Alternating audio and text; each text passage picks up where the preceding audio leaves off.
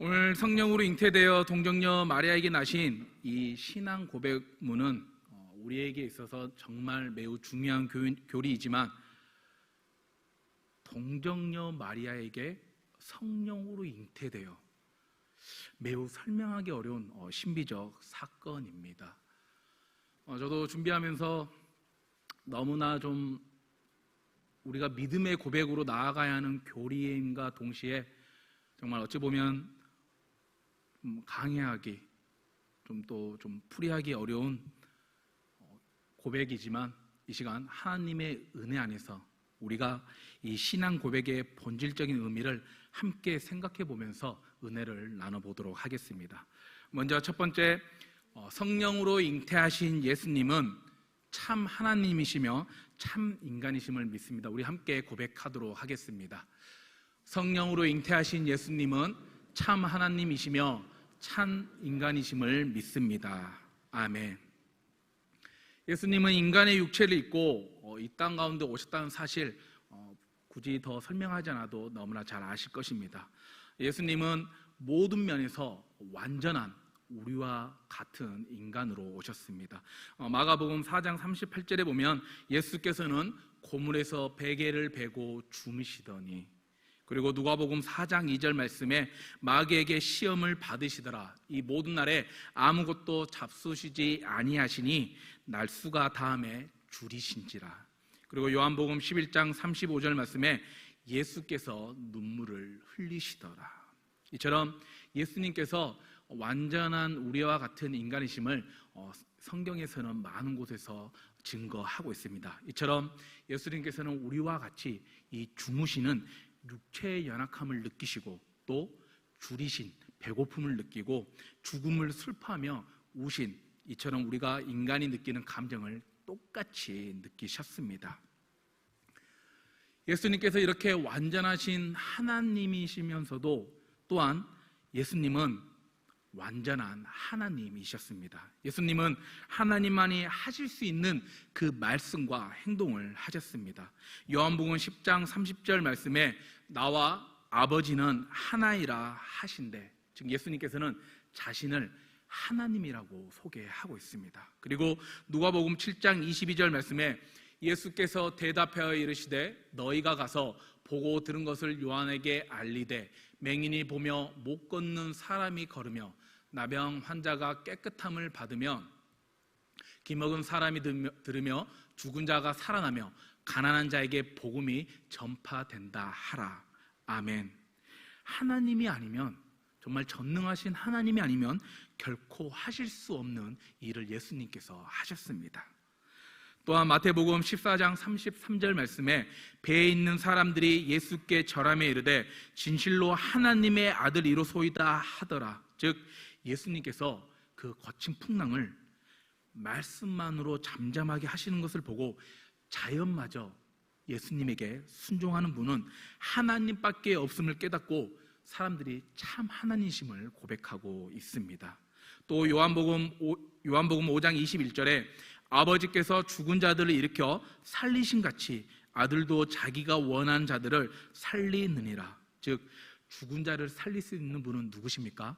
전능하신 하나님 한 분밖에 없다라는 사실입니다. 이처럼 예수님이 하나님 되심의 가장 중요한 증거, 우리에게 완전한 인간이시면서 완전한 하나님이 되시는 그 증거는 무엇입니까? 바로 부활이죠. 십자가에서 우리를 대신하여, 죄를 대신하여 죽으셨을 뿐만 아니라 부활하심으로 자신이 곧 하나님 되심을 증명하셨습니다. 빌립보서는 예수님에 대해서 이렇게 증거하고 있습니다. 빌립보서 2장 6절과 7절 말씀, 그는 근본 하나님의 본체시나 하나님과 동등됨을 취할 것으로 여기지 아니하시고 오히려 자기를 비워 종의 형체를 가지사 사람들과 같이 되셨고. 성도님들, 예수님은 하나님의 모형이나 그림자가 아닙니다. 즉 예수님은 하나님의 본체라고 분명하게 우리에게 증거하고 있습니다. 즉 예수님이 참 하나님이시라고 우리에게 말씀하고 있습니다. 또한 요한복음 1장은 예수님이 육신을 입고 오신 하나님이라는 사실을 분명하게 우리에게 밝히고 있습니다.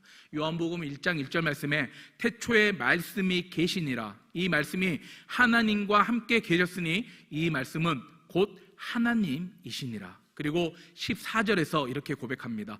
말씀이 육신이 되어 우리 가운데 거하심에 우리가 그의 영광을 보니 아버지의 독생자의 영광이요 은혜와 진리가 충만하더라.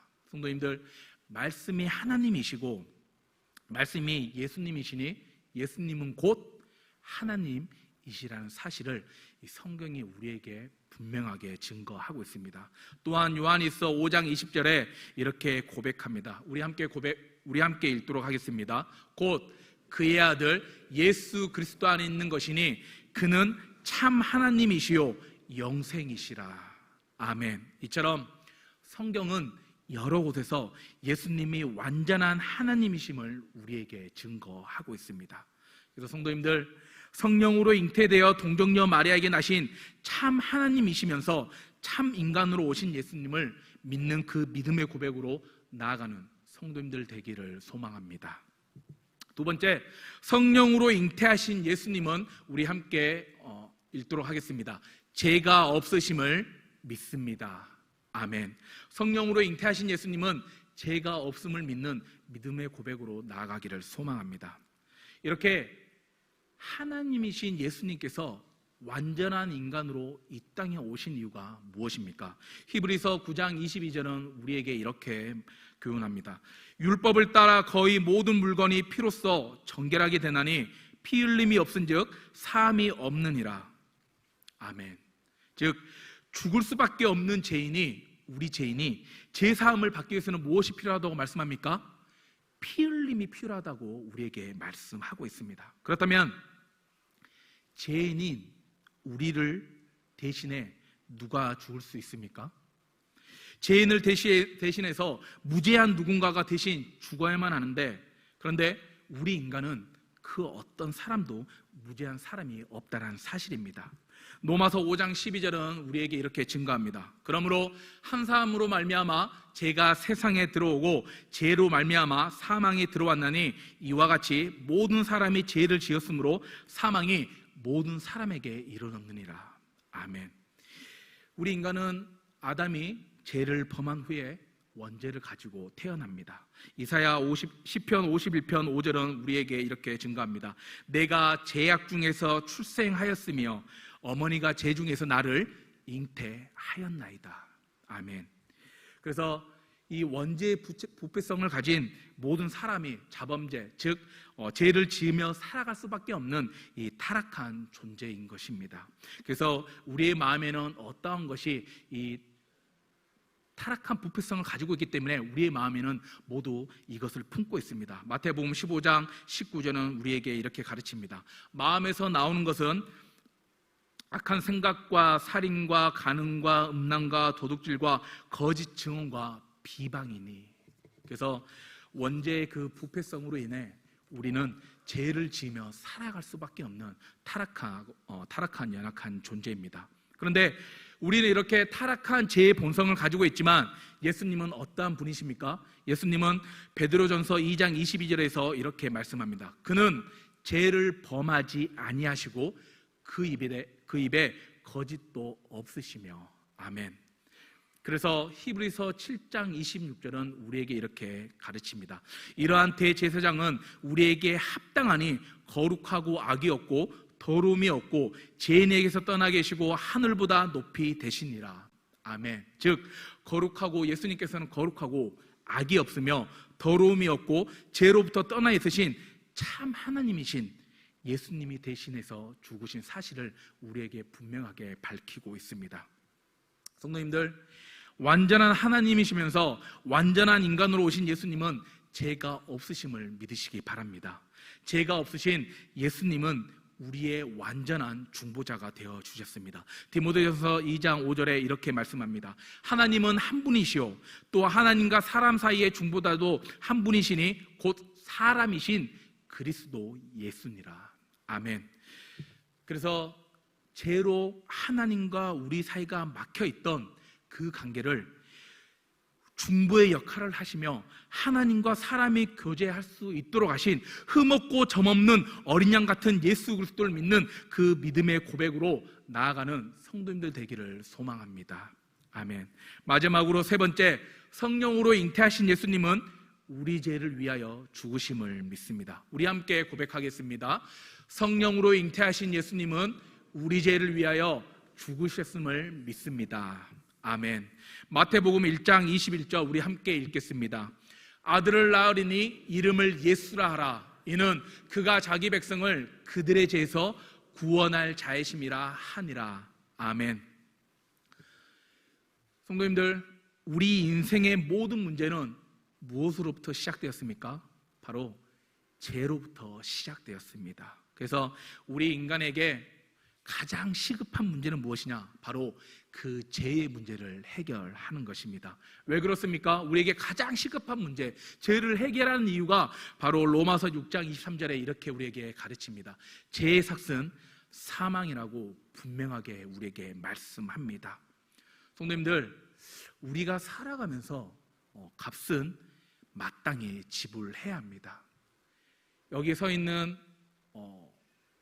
먹는 것을 좋아하는 이 김성원 목사가 깨닭을 먹기 위해서 깨닭 치킨에게 무엇을 지불해야 합니까? 한 마리이든 두 마리이든 그 값을 지불해야죠.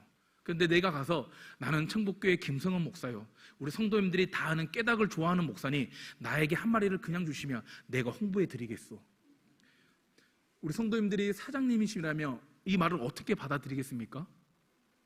그냥 뭐 도리 빙빙, 뭐 아니면 뭐 해리 빙빙이라고 그렇게 이상하게 생각하겠죠. 이렇게 우리가 살아가면서 절대 세상에는 공짜가 없다라는 거, 절대 우리가 무엇을 얻기 위해서라면 수고와 노력, 헌신, 땀이 필요하듯이 우리가 무엇을 얻기 위해서는, 대신하기 위해서는 값을 지불해야 합니다. 그래서 우리 죄를 대신해 예수님께서 무엇을 짊어지셨습니까? 요한복음 1장 29절 우리에게 이렇게 말씀합니다. 이튿날 요한이 예수께서 자기에게 나오심을 보고 이르되 보라, 세상 죄를 지고 가는 하나님의 어린 양이로다. 아멘. 이렇게 예수님께서는 우리 인간의 모든 세상 죄를 짊어지고 가시는 하나님의 흠없고 점없는 어린 양이라고 말씀하고 있습니다. 그래서 예수님께서 우리를 대신해서, 예수님께서는 우리 죄를 대신해서 어떤 값을 지불하셨습니까? 이사야서 53장 5절에 우리에게 이렇게 말씀합니다. 우리 함께 읽도록 하겠습니다. 그가 찔림은 우리의 허물 때문이요 그가 상함은 우리의 죄악 때문이라. 그가 징계를 받음으로 우리는 평화를 누리고 그가 채찍에 맞음으로 우리는 나음을 받았도다. 아멘. 우리가 지은 죄로 인해 예수님께서는 찔리고 상하고 징계를 받고 채찍에 맞으셨습니다. 왜 이렇게 예수님께서는 우리를 대신해서 우리가 마땅히 값을 지불해야 하는데, 내가 죄를 지은 너무나 벌레 같은 이 못난 우리가 값을 지불해야 하는데 왜 예수님께서는 우리 죄를 그렇게 값을 지불하셨습니까? 요한일서 3장 5절에 우리에게 이렇게 말씀합니다. 그가 우리 죄를 없애려고 나타나신 것을 너희가 안 하니 그에게는 죄가 없느니라. 아멘. 예수님께서는 우리 인간, 우리 스스로는 절대 그 죄를